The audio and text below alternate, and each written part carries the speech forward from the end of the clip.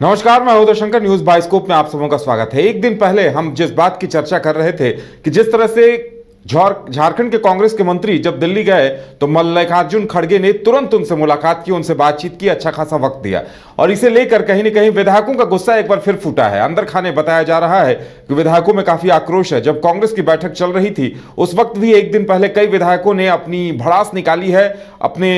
प्रदेश अध्यक्ष और आला नेताओं को भी खरी खोटी सुनाई है। वहीं ये सवाल भी फिर उठाया है कि क्या उन्हें मंत्री बनने का मौका मिलेगा या बस यूं ही उनकी जो मांग थी उस पर टाल मटोल कर दी गई है। ज्यादा जानकारी के लिए इस वक्त हमारे साथ हमारी सहयोगी करिश्मा जुड़ी हुई हैं। करिश्मा, अब जानकारी मिल रही है कि जब एक दिन पहले बैठक हुई थी तो विधायकों का गुस्सा एक बार फिर फूटा है और वो गुस्सा तब और ज्यादा फूटा जब उन्होंने मल्लिकार्जुन खड़गे के साथ सभी मंत्रियों को एक साथ देखा।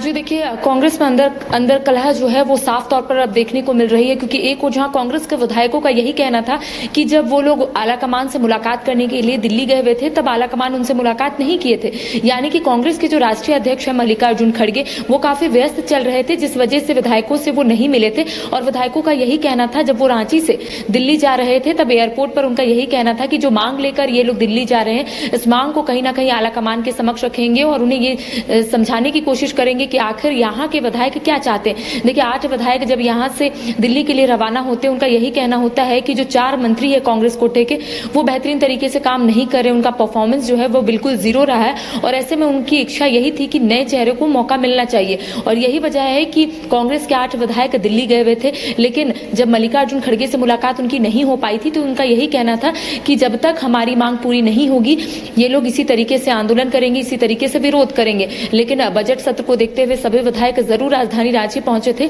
लेकिन इस बीच उनका यही कहना था कि अभी भी जो मांग लेकर ये लोग दिल्ली गए हुए थे वो मांग का इंतजार करें, यानी कि उनका मांग कब पूरा होगा, जिसको लेकर ये लोग लगातार आला कमान से कांटेक्ट में हैं और उनको समझाने की कोशिश कर रहे हैं और ये उनसे जानने की कोशिश कर रहे हैं कि आखिर आला कमान का अगला कदम क्या होगा। देखिए, अब जिस तरीके से कांग्रेस कोटे के 4 मंत्री यहाँ से दिल्ली जाते हैं और एक तस्वीर जो है तेजी से वायरल होती है कि चारों मंत्रियों ने आला कमान से मुलाकात की है, यानी कि कांग्रेस के जो राष्ट्रीय अध्यक्ष मल्लिकार्जुन खड़गे उनसे इनकी मुलाकात होती है और कहीं ना कहीं घंटों तक इन लोगों के बीच चर्चाएं होती है कि आखिर लोकसभा चुनाव में किस तरीके से प्रदर्शन करना है। अब देखिए, सवाल ये उठता है कि जब कांग्रेस के 8 नाराज विधायक यहाँ से दिल्ली जाते हैं तब मल्लिकार्जुन खड़गे इन लोगों से मुलाकात नहीं करते हैं, लेकिन जब मंत्री यहाँ से जाते हैं तब मल्लिकार्जुन खड़गे मुलाकात करते और यही वजह है कि अब कांग्रेस के विधायक नाराज चल रहे हैं और उनका यही कहना है कि आखिर जो समस्या लेकर हम लोग यहाँ से दिल्ली गए हुए थे वो समस्या का निदान क्यों नहीं हो रहा है। कल जिस तरीके से समन्वय समिति की बैठक रखी गई थी कांग्रेस की और ऐसे में सभी जो कांग्रेस के नेता है वो वहां पर मौजूद थे और ये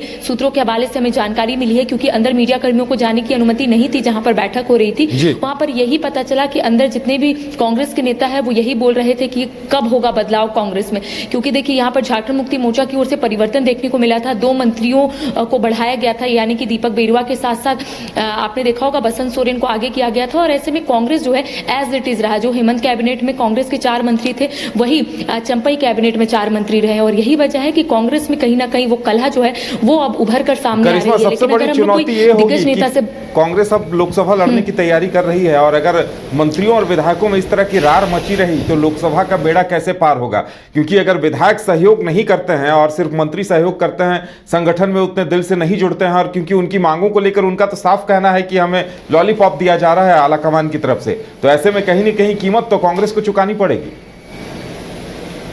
जी देखिए, आगामी लोकसभा चुनाव को लेकर कांग्रेस जो है पूरे तरीके से रेस जरूर हो गई है, लगातार बैठकों का दौर देखने को मिल रहा है और ऐसे में अगर कोई भी कांग्रेस के दिग्गज नेताओं से हम बातचीत करते हैं कि कांग्रेस में क्या सब कुछ ऑल इज वेल है, तो उनका यही कहना होता है कि कांग्रेस के मंत्री विधायकों के साथ सिर्फ मीडिया ट्रायल होता है, ऑल इज वेल है। कांग्रेस के जितने भी नाराज विधायक है वो अब सब कुछ नॉर्मल हो गया है। लेकिन दूसरी ओर अगर विधायकों से बातचीत करते हैं तो उनका यही कहना होता है कि हम लोगों को वहां से इसलिए भेजा गया था, ये बोलकर भेजा गया था कि आप लोग अपने राज्य वापस जाइए, आप लोग जो मांग लेकर यहाँ पर पहुंचे वो मांग जरूर पूरी होगी। अब देखिए, लोकसभा चुनाव सामने है और ऐसे में कांग्रेस की ओर से ये कोशिश की जाएगी कि जितने भी विधायक नाराज है या फिर जितने भी नेता नाराज है उनको कहीं ना कहीं मनाने की जो कोशिश है वो यहाँ पर की जा रही है। देखिए, लेकिन कांग्रेस के जो नाराज विधायक है वो सिर्फ यही बोल रहे हैं कि अगर 4 मंत्रियों को नहीं बदला जाएगा तो वो लोग इसी तरीके से विरोध करेंगे। अब देखिए, एक और सवाल यहाँ पर उठ रहा है उदय कि कांग्रेस में 4 महिला विधायक है, लेकिन अब तक कोई भी महिला विधायक को आगे नहीं रखा गया, फ्रंट पे नहीं रखा रखा गया है, क्योंकि देखिए बीजेपी की ओर से 11 लोकसभा क्षेत्र के लिए उम्मीदवारों की जरूर घोषणा हो गई है,